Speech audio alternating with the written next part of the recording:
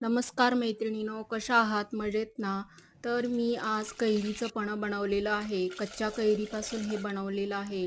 कैरी स्वच्छ मिठाने धुवून घेतलेली आहे. तिला कुकरमध्ये 3 शिट्ट्या देऊन छान अशी कैरी तुम्ही बघू शकता. शिजलेली देखील आहे. छान अशी तिचा गर काढून घेतलेला आहे व आपल्याला कपभर तिचा स्टॉक मिळालेला आहे.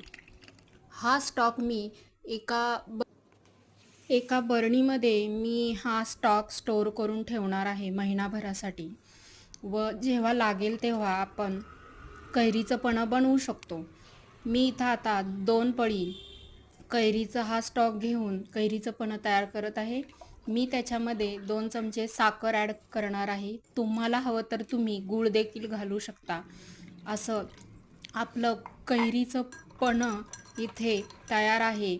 तर तुम्ही बघू शकता साधी सोपी रेसिपी. आवडल्यास लाईक व शेअर करा. Thank you.